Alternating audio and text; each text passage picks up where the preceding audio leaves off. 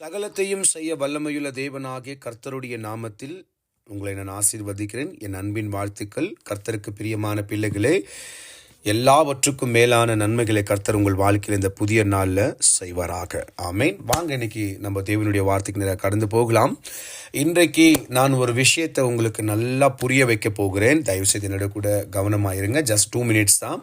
நான் இப்போ ஆண்டவர் பெரிய காரியங்களை செய்வார், பெரிய நன்மைகளை செய்வார் என்பதை விட அவர் நமக்கு செஞ்சு முடிச்சிருக்கிறார். அதை குறித்து நான் உங்களோட கூட நான் பேச விரும்புகிறேன். தயவுசெய்து என்னோட கூட கவனிங்க.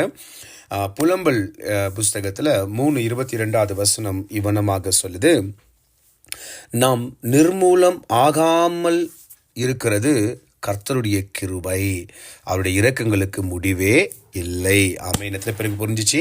இன்னொரு தடவை நான் ரிப்பீட் பண்ணுறேன், தயவுசெய்து கவனிங்க. நாம் நிர்மூலம் ஆகாது இருக்கிறது கர்த்தருடைய கிருபை, அவருடைய இரக்கங்களுக்கு முடிவே இல்லை. என் அன்பு பிள்ளைகளே, ஒரு விஷயம் கவனிங்க.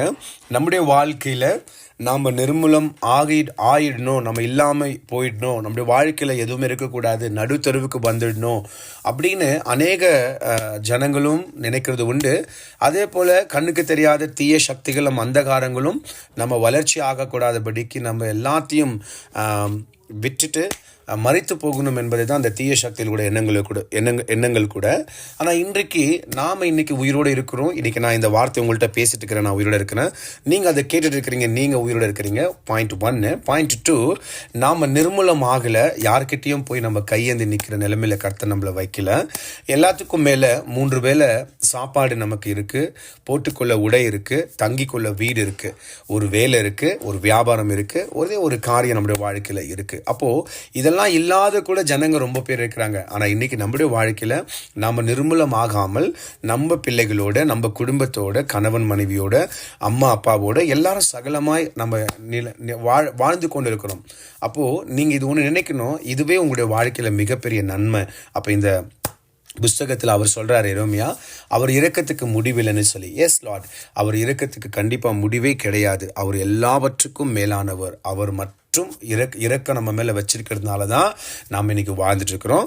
அதே போல் அவர் இரக்கம் இந்த உலகத்தில் இருக்கிறதுனால தான் இந்த உலகம் இன்னும் அழியாமல் இருக்குது. அவருடைய இரக்கம் இந்த உலகத்தில் இருக்கிறதுனால தான் எல்லா காரியங்களும் சரியாக நடந்துட்டு இருக்கு. சரிங்களா? இன்னைக்கு நீங்களும் நானும் வாழ்ந்து கொண்டிருக்கிறோம். நம்ம நிர்மூலமாகலை, நாம் செத்து போகலை, நம்ம நலமாக இருக்கிறோம். கஷ்டங்கள் இருந்தாலும் அந்த கஷ்டத்து மேலே நம்ம வாழ்ந்து கொண்டிருக்கிறோம். அப்போ நாம் என்ன பண்ணணும்னா, இதற்கு தேவனுக்கு நாம் நன்றி சொல்லணும். நம்ம இருக்கக்கூடாதுன்னு நினைக்கிற ஜனங்களுக்கு மத்தியில் கூட நம்மளை உயிரோட நடக்க செய்திருக்கிறார், வர செய்திருக்கிறார், அவங்க முன்னாடி வாழ செய்திருக்கிறார். அதற்கு கோடி நன்றி ஆண்டவருக்கு சொல்லாமா? இந்த புதிய நாளில் கர்த்தர் பெரிய அற்புதங்களை உங்கள் வாழ்க்கையில் செய்வாராக. வாங்க ஜெபிக்கலாம். பரலோக பிதாவே, எங்கள் ஆண்டவராகிய இயேசு கிறிஸ்துவே, சர்வ வல்லவரே, போதுமான தெய்வமே, நாங்கள் அழிஞ்சு போகாதபடிக்கு உம்முடைய இரக்கம் எங்கள் வாழ்க்கையில் இருந்ததுக்காக ஸ்தோத்திரம். இன்னும் நடத்துங்க, பெரிய காரியங்கள் செய்யுங்க. இயேசுவின் மூலம் ஜெபிக்கிறோம் எங்கள் ஜீவனுள்ள பிதாவே, ஆமென். என் ஆத்துமாவே கர்த்தரை ஸ்தோத்திரி, என் முழு உள்ளமே பரிசுத்த நாமத்தை ஸ்தோத்திரி. என் ஆத்துமாவே கர்த்தரை ஸ்தோத்திரி, கர்த்தர் செய்த சகல நன்மை உபகாரங்களையும் வாழ்நாள் முழுவதும் மறவாமல் இருப்பாயாக. ஆமென். கர்த்தராக இயேசு கிறிஸ்துவின் நாமத்தில் இந்த புதிய நாளில் ஆண்டவர் பெரிய நன்மைகள் உங்களுக்கு செய்வாராக. நாளைக்கு சந்திக்கலாம். அதுவரை கர்த்தர் உங்களோடு கூட இருப்பாராக. ஆமென்.